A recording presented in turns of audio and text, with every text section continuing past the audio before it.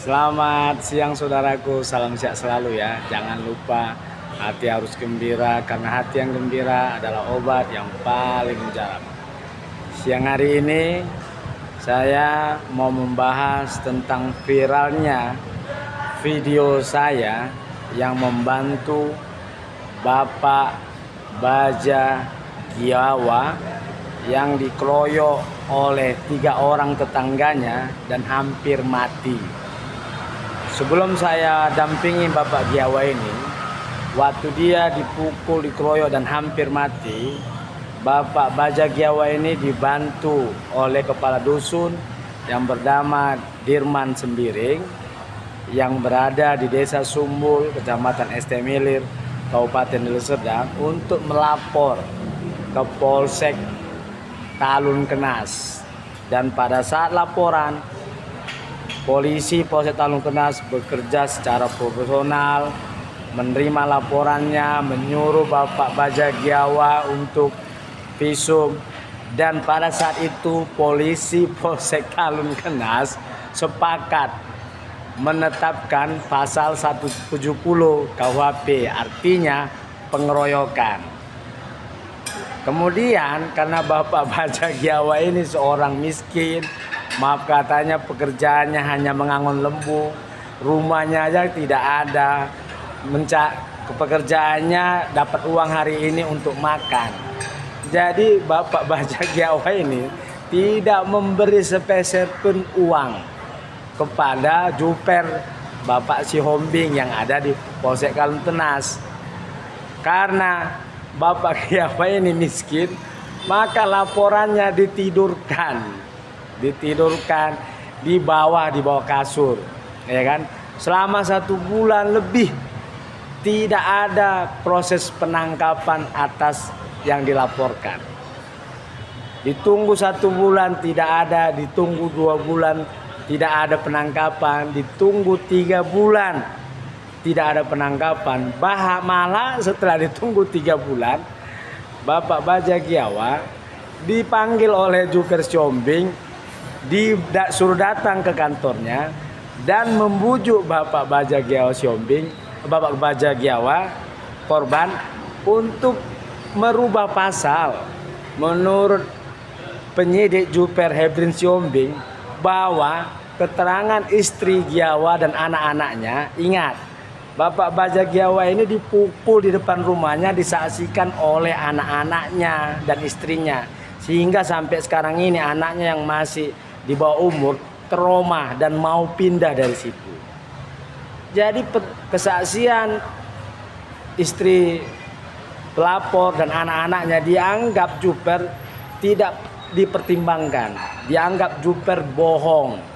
Jadi Juper Sihombing yang ada di Talun Kenas menelan bulat-bulat kesaksian yang dihadirkan oleh terlapor.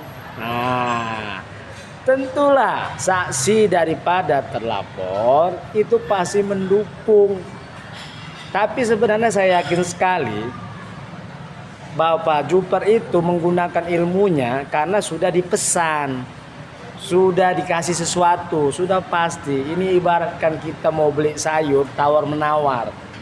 Sehingga dengan secara sadar dan menggunakan keilmuannya, Juper Sihombing ya menekan, memaksa Baja Giawa ini pelapor untuk sepakat dan setuju dengan pasal 351.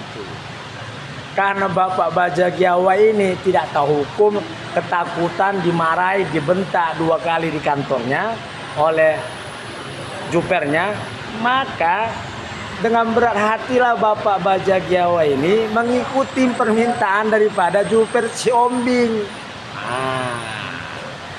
Sehingga diubahlah pasalnya, dibuat Juper inilah pasal 351, yaitu penganiayaan ringan. Bayangkan orang yang sudah mati, berdarah mukanya, matanya merah, kepalanya bengkak dan tidak bisa kerja selama 3 hari 4 hari, dikatakan oleh Juper penganiayaan ringan. Nah, jadi kau Juper Siombing, kau itu memang disekolahkan untuk menipu masyarakat yang buta hukum dan membujuk. Dan atas perbuatanmu itu kau mendapatkan keuntungan. Bagaimana mungkin kau bilang penganiayaan ringan? Pada saat dia melapor pertama kali, dia kan kau suruh visum, kau lihat sendiri matanya bengkak merah semua. Dari visum kan bisa kau lihat. Mana ada penganiayaan ringan matanya bengkak, berdarah, kepalanya bengkak. Hah? Itulah, jadi kau nggak nyangka kan ada seorang pengacara yang membantu orang miskin, ya. Ya, tidak semua pengacara gila uang, Juper. Ya, masih ada beberapa pengacara yang mau membantu orang miskin dan saya banyak membantu orang miskin, ya. Jadi baru berapa hari saya menjadi pengacaranya. Kalau tidak salah saya hari Senin saya jadi pengacaranya. Berarti sekitar 3 hari yang lalu. Ya, teken kuasa itu viral itu hari Senin. Saya wawancarain. Kemudian saya suruh Bapak Bajak Jawa membuat pernyataan di atas materai. Bapak Jawa membuat pernyataan di atas materai menyatakan memang dia ditekan oleh Juper untuk mengubah pasal.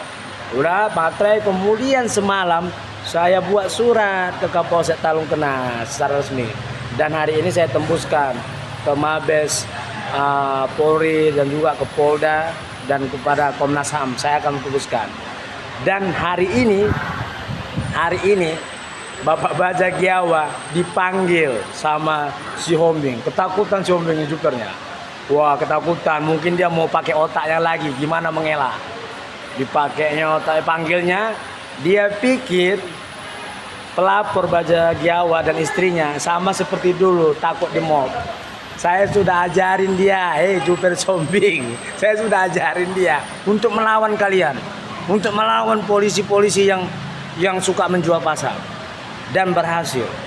Itu istri klien saya yang dulunya nggak berani bicara, berani melawan Juper Siombing. Karena hari ini kan kau bilang, kenapa buat pernyataan begini, kenapa pakai pengacara begini, bukono begini. Dan berani melawan, walaupun nggak saya dampingi. Ya kan?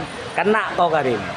Dan Bapak Kapolri, Bapak Kapolres Sedang, Bapak Kapolda, silakanlah Anda menutup kuping Anda, tidak mengakuin adanya oknum-oknum polisi yang banyak seperti ini. Coba main-mainlah kau dulu Bapak Kapolres Sedang, jumpain Siombing itu. Kenapa bisa digantinya pasal? Dibuatnya penganiayaan ringan. Orang sudah mau mati kok di depan anak dan istrinya kok. Di depan anak dan istrinya.